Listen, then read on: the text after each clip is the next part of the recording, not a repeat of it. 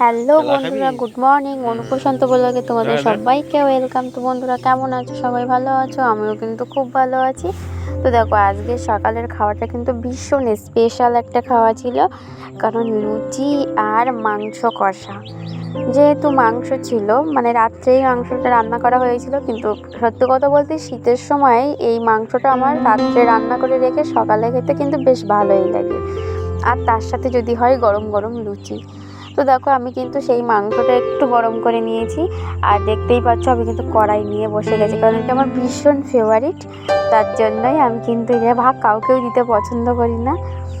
তো দেখো, সেই জন্য গরম গরম লুচি আর মাংস কষা নিয়ে বসে পড়লাম। সকালে হালকা করে একটু খেয়ে নিলাম টিফিন।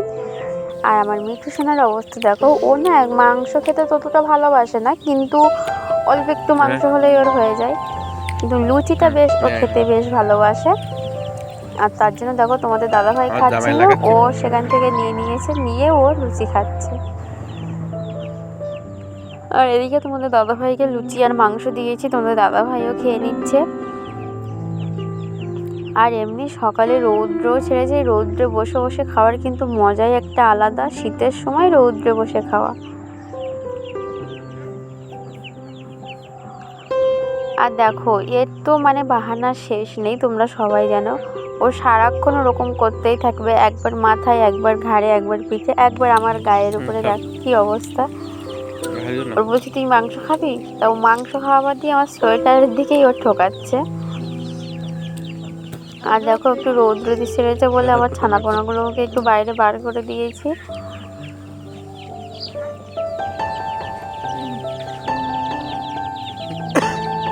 কি করবে?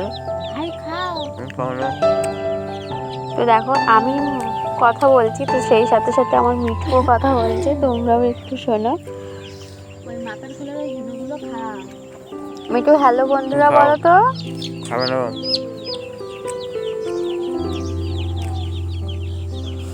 তো বন্ধুরা, তোমরা গ্রামের কোন কোন জিনিসগুলো দেখতে ভালোবাসো, বা তোমাদের কি কি দেখতে ভালো লাগে, এটা কিন্তু অবশ্যই কমেন্ট করে জানাবে। কারণ তোমরা যে জিনিসগুলো দেখতে ভালোবাসবে সেটাই তোমাদের সামনে তুলে ধরবো, আর যা তোমরা বলবে সেটাই তুলে ধরার চেষ্টা করব।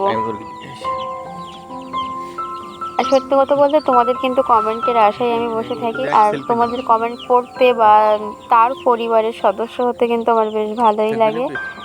এই জন্য বলছি, তোমরা সবাই কমেন্ট করে জানাবে কেমন লাগলো, আর কি কি তোমরা দেখতে চাও। করতেছি না, আমি বুঝতে পারছি।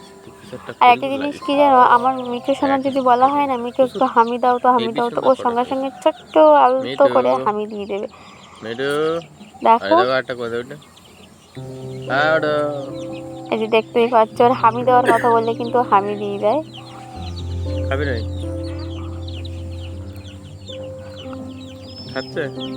আর ওকে যতই খাবারের লোভ দেখাও না কেন, ও তোমার কাছ থেকে গিয়ে জোর করে নেবে না। তুমি নিজে এমনি যখন দেবে ওকে, তখনই ও নেবে, তার জন্য তুমি নেবে না। ও শুধু মানুষই শিক্ষিত হলে হবে, পাখি পক্ষীও শিক্ষিত হতে পারে, যদি এমন ভাবে পরিচর্যা করা হয়। আর এদিকে দেখো, আমার বড় ছানারা কিন্তু এখানে আছে, আর এই ছোট ছানাগুলো তো পরে উঠেছে, তোমরা দেখেছো। আর এই দেখো, এরা বেশ বড় বড় হয়ে গেছে। আমরা যখনই ছানাদের দেখতে আসি, আমাদের মিঠুও চলে আসে ওদের দেখতে। দেখো, আর ওর বেশিরভাগ সময়টাই তোমাদের দাদার ভাইয়ের কাছেই থাকে, হয় ঘাড়ে নয়তো মাথায়। দেখো, 24 ঘন্টা প্রায় সময় ও ঘাড়ে উঠেই থাকবে।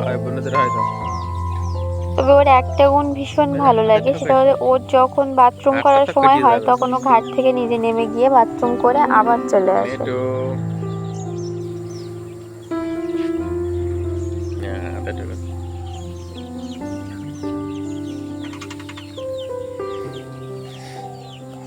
আর দেখো, সকালে তো লুচি মাংস খাওয়া হয়ে গেল, এবার দুপুরে খাওয়ার জন্য তো তোড়জোড় করতেই হবে।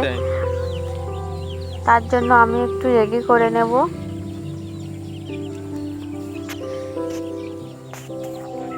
আর আজকে তেমন কিছু হবে না, শুধু কুমড়ো রান্না করব, কুমড়ো আলু দিয়ে, আর মাছ ছিল, সেই মাছ দিয়েই রান্না হবে।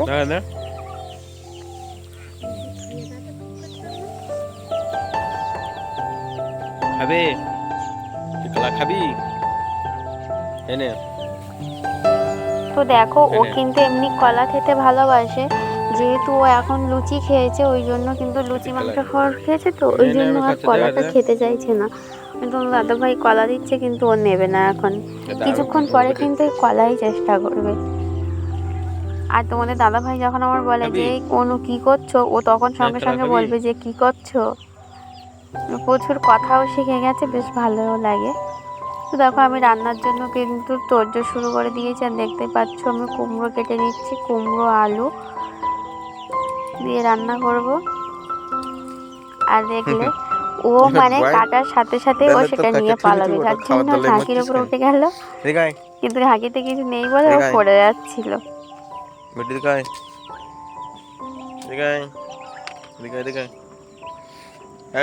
আর দেখো কুমড়োটা বেশ লাল, এটা কিন্তু মানে মিষ্টি কুমড়ো হবে। রসগোল্লা খাইয়ে যা। কুমড়ো যেগুলো সাদা হয় না ওগুলো মানে খেতে ভালো লাগে না, মানে কেমন একটা লাগে, কিন্তু এই লাল লাল কুমড়ো হলে এগুলো বেশ স্বাদও ভালো আর খেতেও কিন্তু খুব সুন্দর লাগে। ফ্রাই করে মানে কষা করে রান্না করলে,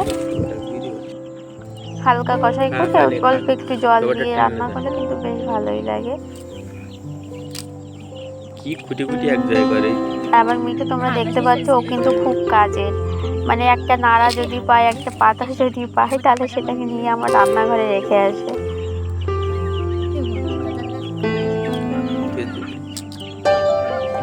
তো বন্ধুরা আমার এই ভিডিওটি তোমাদের কেমন লাগছে অবশ্যই কিন্তু কমেন্ট করে জানাবে, আর ভালো লাগলে চ্যানেলটি অবশ্যই সাবস্ক্রাইব করো। আর আমার মিঠু সোনাদের তোমাদের কেমন লাগে এটা কিন্তু অবশ্যই আমাকে বলো। আর তোমরা সবাই আমার মিঠু সোনাকে একটু আশীর্বাদ করো, ও যেন আরও বড় হয়, আর খুব তাড়াতাড়ি যেন আরও কথা বলতে পারে। আর দেখো বিকালের টাইমে আমরা একটু এই জেটিঘাটে চলে এসেছিলাম, এটা কিন্তু লাহারিপুর শান্তিগাছি যে FMC মানে জেটিঘাট।